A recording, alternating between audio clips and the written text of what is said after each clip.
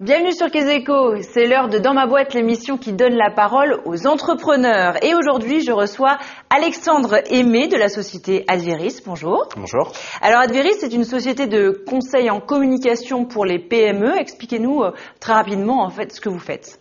Exactement. Adveris, c'est donc une agence de communication en fait qu'on a créée il y a à peu près 1 an et demi aujourd'hui, tout début 2009. On est 3 associés et on a 4 activités aujourd'hui.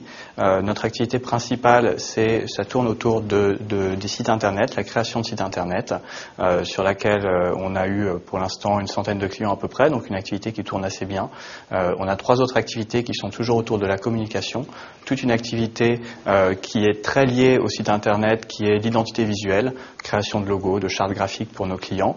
Ça peut être de l'impression de cartes de visite, un besoin tout simple, des plaquettes pour des salons par exemple, et puis une activité publicité, à la fois sur internet, par exemple aujourd'hui on fait de plus en plus de publicité sur Google, et puis aussi de la publicité un peu plus traditionnelle. On a fait des campagnes de publicité avec la presse, dans Le Parisien par exemple, d'affichage, abribus dans la rue, et puis ça c'est une activité aussi qu'on développe de plus en plus. Alors vous et vos 2 autres associés, vous êtes diplômés de prestigieuses écoles de commerce. Vous n'êtes pas directement lancé dans l'entrepreneuriat après l'école, pourquoi ? On a pensé que l'école de commerce nous avait déjà très bien formés à beaucoup de choses. Après, on a voulu confronter ça un petit peu à la réalité, poursuivre aussi l'apprentissage. Donc, on a choisi des voies qui sont assez éloignées de ce qu'on fait aujourd'hui, clairement. C'est-à-dire que mes 2 associés étaient en banque d'affaires, en fusion-acquisition. Moi, j'étais en conseil en stratégie. On a fait ça pendant 3 ans.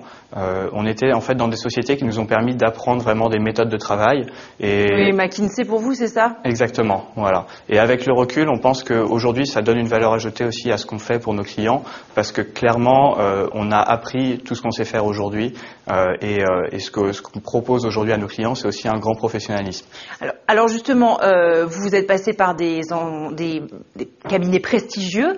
Pourquoi est-ce que vous n'avez pas voulu rester dans des grosses entreprises comme ça ? C'est sécurisant. Pourquoi se lancer dans l'entrepreneuriat ? Clairement, c'était très confortable comme situation, c'était assez agréable.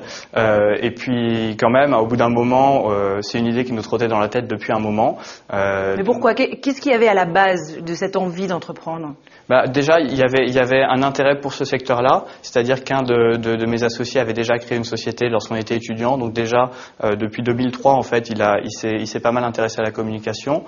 Et puis, tous les 3, on avait cet intérêt-là pour la communication. Et puis ensuite, effectivement, là, ça revient un peu à notre formation aussi. On nous a appris beaucoup de choses, à prendre des initiatives, et ça nous intéressait de se lancer dans cette aventure-là. Là, on est vraiment dans une autre dynamique, et c'est juste un plaisir de se lever tous les matins pour aller travailler pour soi. Est-ce que les débuts ont été difficiles ?